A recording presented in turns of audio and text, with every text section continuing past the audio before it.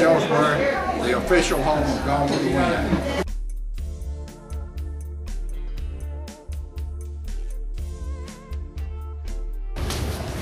As a literary setting, right here in the official home of Gone with the Wind, how appropriate is it that this book premieres here? So Ellen Brown and John Wiley, our good friend John Wiley, for many years have collaborated and written this book, and we're just so absolutely excited for them that this evening is about them, and it's about their book, and it's about a life dream for them. So I'm going to turn it over to them along with our sincerest congratulations. Ellen and John, thank you for being here, and thanks for giving us the opportunity to premiere this wonderful book here. Let me turn it over to you. Well, Pat and Beth and Megan and everybody here, you'll never know how much this means to me to have this event here.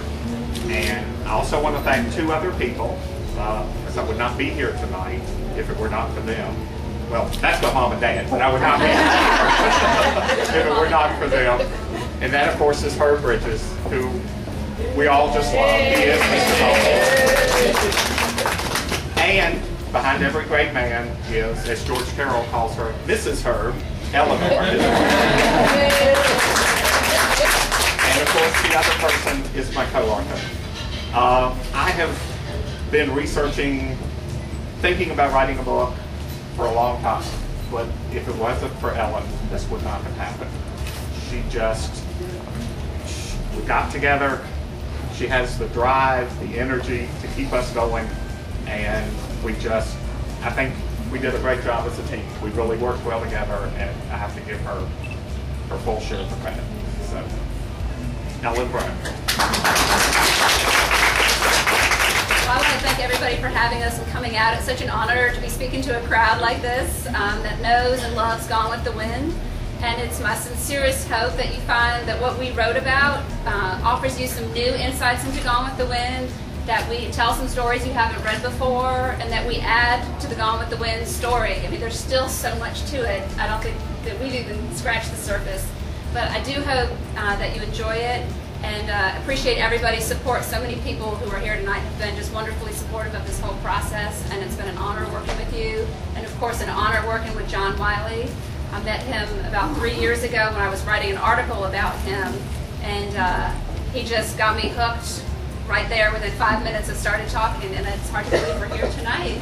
But we talked about coming here when we first talked about whether we were going to do this book, and we said, well, maybe we can do an event here, and it's hard to imagine the day we had lunch, and now it's actually happening. So it's a thrill to be here. Thank you.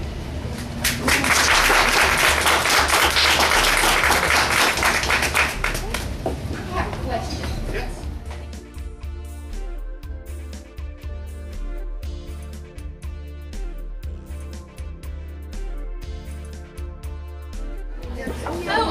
That was the other one. Oh, that's okay. No, that's okay.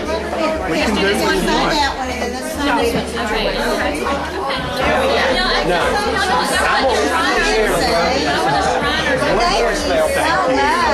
Hope you enjoy it.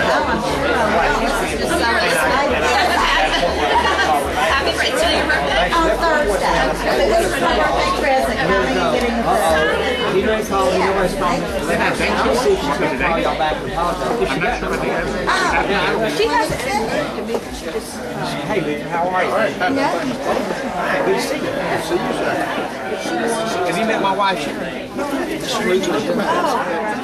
The book was published in when? What was that? It actually came out on June 30, 1936.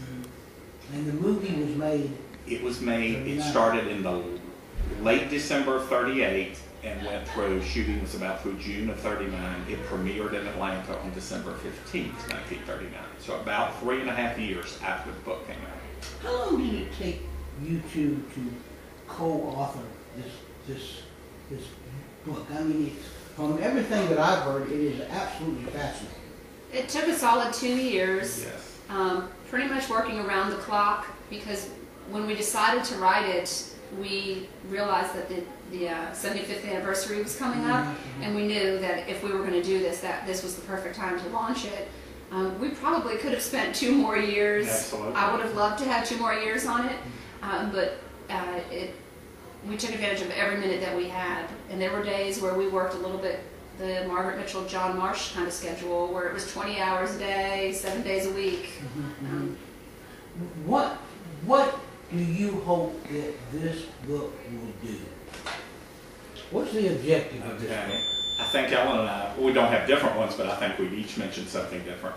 For me, I hope people read it and appreciate Margaret Mitchell, but then I hope if they have never read Gone with the Wind, that they will read it.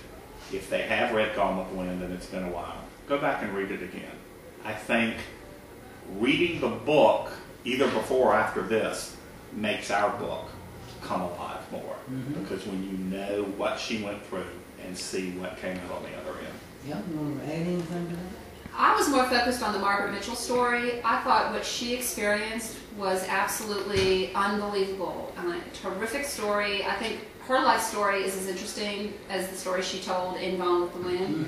And I think a lot of people dismiss Gone with the Wind as maybe romance or kind of historical fluff, or a lot of different reasons people have complained about it. But I do think Gone with the Wind stands on its own. It's been standing for 75 years. It's a terrific book, and Margaret Mitchell gets credit for being a heck of a writer and a heck of a businesswoman.